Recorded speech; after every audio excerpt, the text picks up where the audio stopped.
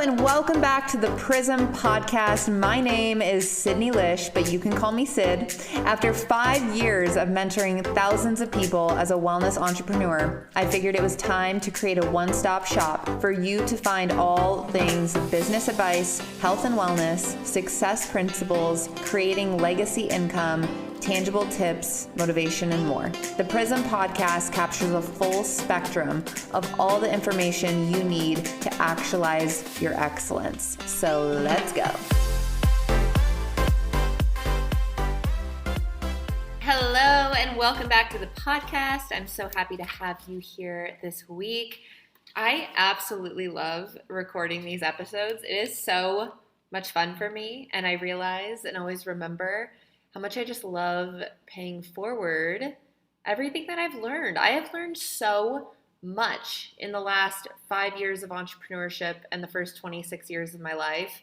And I really thank so many of my mentors and educators and people who don't even know they've impacted my life, because they've really condensed years and decades into minutes and hours. Like, I've really learned so much from other people's wins and losses. And I've really just started to apply those into my life immediately, immediate implementation and total immersion. And it's completely changed my life. So I love that I can take even those nuggets from all of those amazing people who have impacted me and pay it forward to you as condensed and as efficiently as possible. And today I want to talk about a few principles, and I have a few extra in mind that I'm thinking I might add at the end, but some principles that I learned. So growing up, I was an athlete. All the way through high school and then college, and then I started bodybuilding at the very, very competitive level. And so being in sports as a kid really instilled a few qualities in me. And they're things that I look for in other people. They're things that I look for in other people when I'm looking to partner in business, when I'm looking to make friendships, when I'm searching people online and trying to connect with new people in different cities. When I'm looking to surround myself with people, it doesn't mean they have to be an athlete in a past life, but it does mean that they have to have some of these qualities. And I wanted to share these qualities, and whether you were in sports or not, I'm not trying to exclude you. It could be something like chess, or it could be something like debate team, or being on the honor roll, or being in band and music. I was in music as well. I played in the orchestra, and I loved the competitive, but collaborative nature of any of those scenarios throughout your schooling. Doesn't matter if you're in second grade and you played soccer, right? You have some of that in you in some area of your life, most likely, if you've ever been involved in extracurriculars or activities in general. And so these three, I'm going to just call them like athletic principles, have really guided me through, and they've been transferable and transmuted from the athletic and sports domination and crush it and win world into this world of collaboration and entrepreneurship and growth. And I've found that whenever I've done anything really, really great in my life, as far as an accomplishment that I've deemed as great because it was a dream and desire I had and I went for and I did it, it was always all out maximum effort, but it was with these few principles that I'm going to run by you guys in mind. And all of them have rooted from my athletic background. And I would say even like competing with my sister at a young age and having my dad be a competitor and an athlete and a weightlifter and a racquetball player, right? They were all things that were instilled in me at a very young age. And without these core values, they're really values of mine. Without these core values, I don't know where I'd be, because I don't know if I'd ever would have tapped into those reserves and those memories of times that I've done something great. And it was because I was so committed to living in all of these ways of being, whether it was, volleyball in high school and we were in the championship games and being in those sports, whether it was bodybuilding and going to the gym at 4 a.m. and then 11 at night because I worked 3 jobs and was in school, right? So I'm going to run these things by you, and I just encourage you that if any of them resonate or if they don't resonate for any reason and they're triggering you, to work on these things, to incorporate these things more into your life and to really practice having these things, because I wasn't born with these things necessarily. I grew the muscle of these attributes and these principles through the activities I was doing, through sports, through music, through running, through bodybuilding, through basketball, through softball, through track, right? I built these things. And so you can build these things, but it takes conscious effort to choose into these ways of being, I'll call them. So the first thing that came to me is persistence. And persistence, I looked up the definition because I just wanted to give you guys something really formal. It says firm or obstinate constituents in a course of action in spite of difficulty or opposition. And then the continued or prolonged existence of something is another definition. And this I felt encapsulated like resilience and drive and hunger, because this is about doing something for more than a week and then giving up because you're not seeing results. Or let's be real, for some of you, it is giving up before Monday hits because you've already decided you can't do it. Persistence is being unwilling to give up, unwilling to waver for sustained periods of time. It's willing to be resilient every day, every hour, every minute for the rest of your life. This is really the infinite game. Simon Sinek has an amazing book called The Infinite Game. He talks about this long-term mindset. And persistence, I always lace everything in my business and everything in my life, again, that I've been successful in, has come from a state of being persistent. And consistency falls within that. Persistently working towards a goal for years. Even if you can't see the outcome. With difficulty and opposition, as it says in the definition. With difficulty and opposition. It's not if difficulty and opposition, it's with difficulty and it comes in no matter what. So channeling into persistence and that resilience and consistency. Persistence, being willing to commit to something for more than a week, more than a month, and for some of you, if you're in business, more than 5 years. Most people don't even turn a profit for the first 5 years of business, and 95% of businesses fail in the first 5 years. Are you willing to make it past 5 years? What I can tell you is when you're building a business, 5 years can feel like the blink of an eye, but it can also feel like the longest time of your life because you can cram and fill so much into 5 years if you know that 5 years is just the starting point. You can fill so much growth. Who I am at 20 versus 25 is a completely different human being. It is a completely different human being, and if you don't believe me, message me and I'll send you something to show you that it's true. It is persistence. I know that I am going to be doing this entrepreneurial journey literally until the day I die. I want to work, and because I love it, until I die. I want to be used up. I want to be used up. That's the mindset of persistence. I will persist until, through obstacles and difficulty. I will.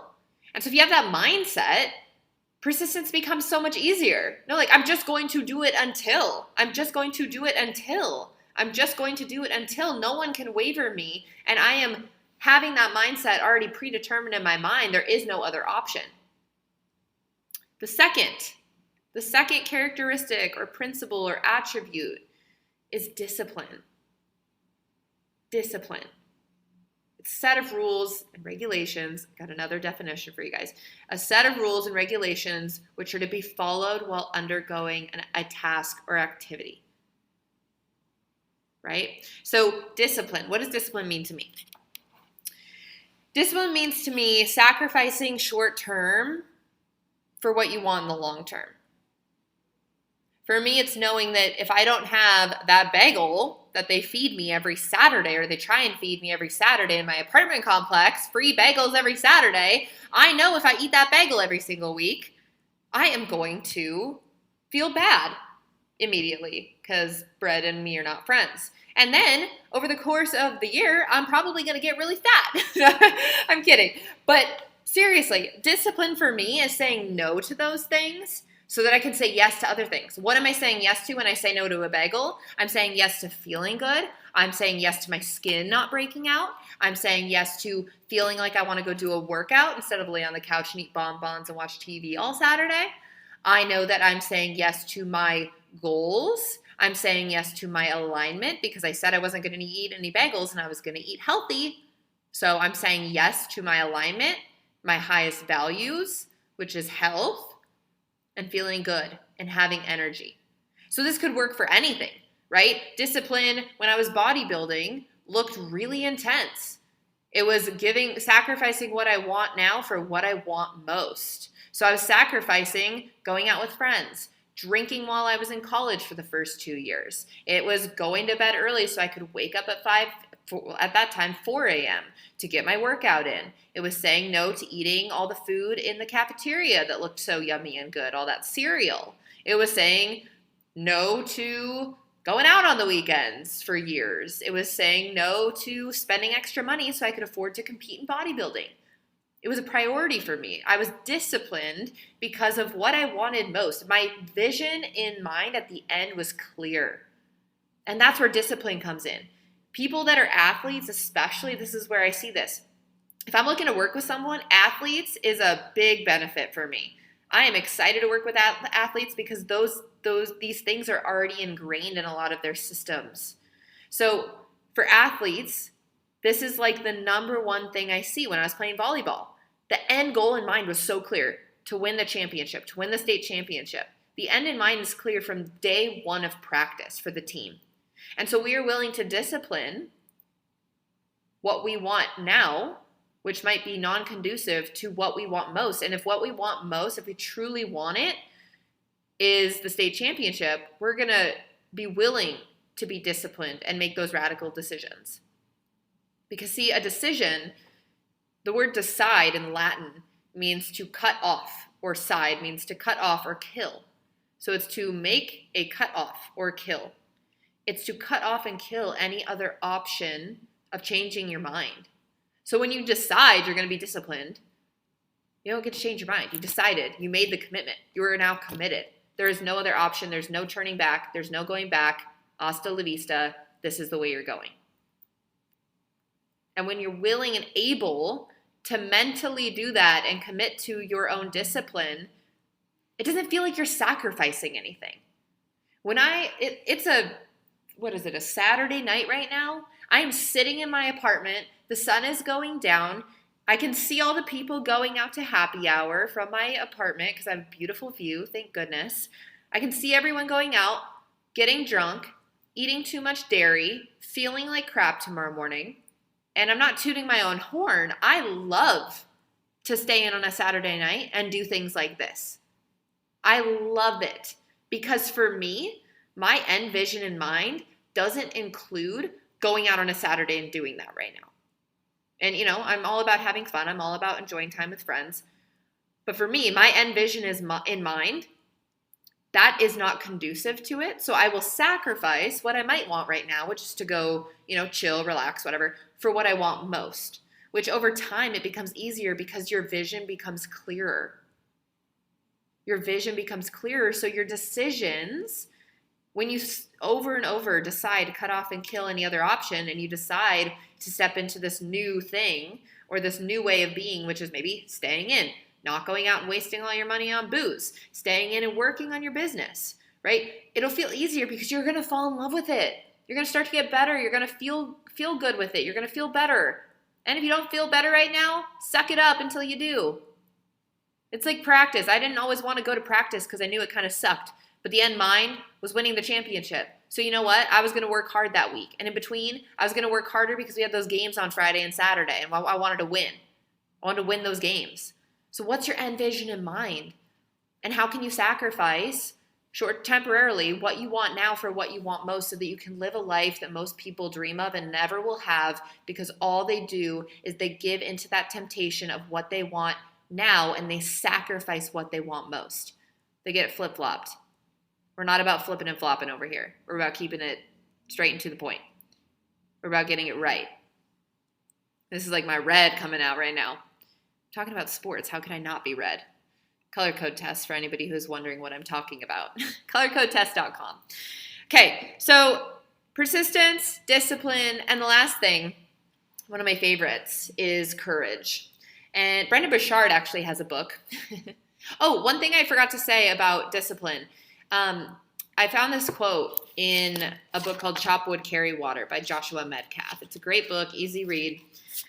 And he says, "Here, you must learn to fall in love with the process of becoming great.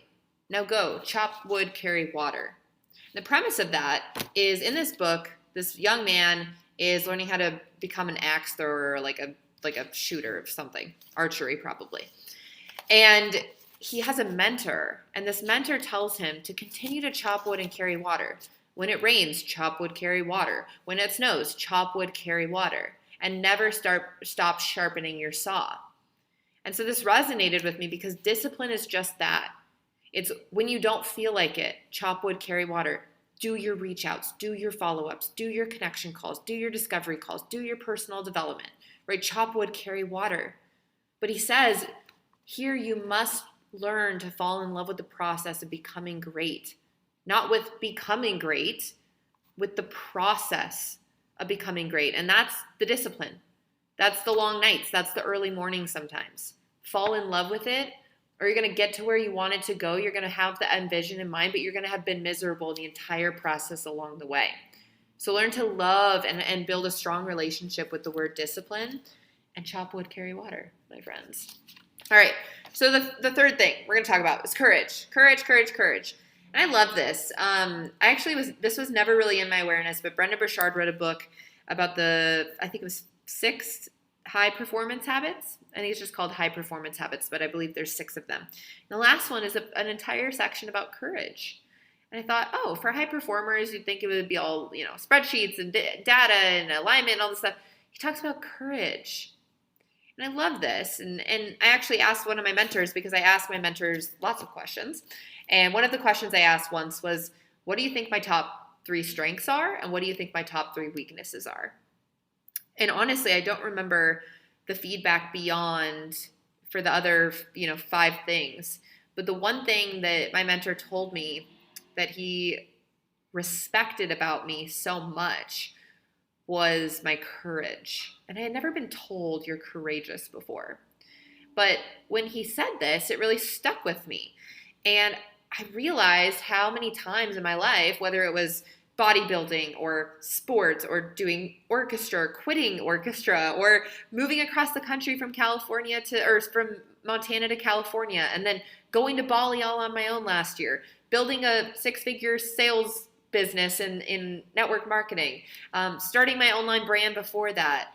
All of these things that I've done in my life, I never associated it to courage. And I looked up the definition, and it's the ability to do something that frightens one, or strength in the face of pain or grief. And I thought, as an athlete, this is something that I definitely learned. I just learned how to be courageous and learned how to take action on things I didn't know how to do and implement immediately. That's one thing I look for when I'm working with people as well, is implementation immediately. Don't wait to learn everything before you implement. Be courageous. And it's the ability to do something that frightens oneself. It's literally to go into the wind, the headwind, instead of walking with the wind and have it push you from behind. It is going straight in to what frightens you the most and doing it. And what I always recommend is, if you're going to do that, just don't think about it too much. Just go do it. If you want to do reach outs and you've been resisting them, just go do it. Don't wait, don't analyze, don't think should I meditate first? You'll get in your head, just go do it. When I decided to move across the country for the 3rd time, I thought too much about it. I was like, should I do this? Shouldn't I do this? The first time I did it, you guys, I was so crazy. I was like, I'm going to book a plane ticket and I'm not going to let it be refundable. And then I packed all my stuff and I got rid of the stuff I couldn't bring in my suitcase. And I got on the flight and I didn't have a home or a place to live or a place to work or anything. I just did it and I figured it out. I just figured it out. That's what you do. You shoot, fire, aim, right? You aim, you know where you're going, and then you just start moving. And your feet will move you into the right direction if you trust yourself. So courage, for me and athletic minds and being able to tap into courage, it's really just stop overthinking it. What do you want? What is it that you want? Do you want to be a speaker on stage? Do you want to be a world-class pianist? Do you want to be a mogul in your business? Do you want to be a model? Do you want to be an actor? Do you want to be, six-figure earner, seven-figure earner network marketing? Do you want to be really well respected in the beauty space? Do you want to grow a following? What do you want? And then break it down into steps. And then just courage is literally taking the first step, team. It's like, okay, I have 12 steps to get to where I want to go. Where I want to go really excites me. It makes me feel good. I'm going to break it down into 12 steps. And I'm just going to take step number 1 right now. Like, don't think about it. Don't do it tomorrow. Do it today. That's courage. That's courage. I think of it in sports. Courage comes from just getting thrown onto the volleyball court in 3rd grade and not knowing what you're doing. Everyone looks really stupid, but you just start playing and then you get coached along the way. In volleyball or basketball or track, think about it. They don't say, okay, we're going to, teach you exactly how to shoot a basketball with every perfect technique perfectly before you can ever throw it into the hoop.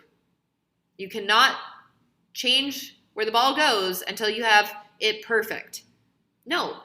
Your parents probably gave you a basketball when you were 2 or 3 years old, and you just started going.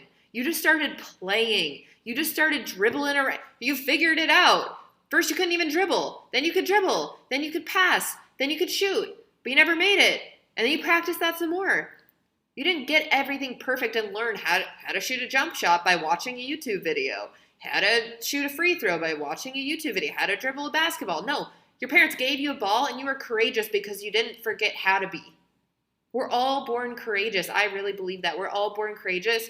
We get taught to be scared. We get taught to analyze. We get taught to question ourselves so that we don't trust ourselves. Courage is about trusting that if you have the end goal in mind and then you fire and then you aim, that's the way to do it. Fire, trust your intuition, trust that you're going to get to where you want to be, and then just go for it. And courage is one of the most, I think it's the most sexy attribute. I think it is such an attractive attribute for people to have. People who have courage are people I want to be around. So there it is. Okay. This is a little longer than I was hoping, but number 1, persistence. Number 2, discipline. Number 3, courage. Those are the 3 principles that I've learned from being an athlete that have translated into much success in business and in my personal life. So much success. And if you can take these 3 things and build your muscle in those, it's going to change your entire world. So I hope you guys enjoyed this episode. Please subscribe if you can. I mean, you all can. Let's be real. Go subscribe. It supports this gift that I am choosing to give out freely to the ether, and I'm absolutely in love with this process. It's so much fun for me. But subscribe so you know when the episodes are going to come out. And again, it does support me. Thank you. I really appreciate it. And leave a review, whether it's positive or negative. I don't care. They all count the same. Actually, they don't. Anyways, I love you guys. Have a great week. Go be persistent, disciplined, and courageous this week. I love you guys. Bye. Thank you so much for tuning in to the Prism podcast episode this week. It means so much that you got to the end of this episode. I want to acknowledge you for tuning in to grow yourself every single week. So if you loved this episode, leave a rating and a review. Please subscribe so that I know that you're loving this content, and I will see you next week.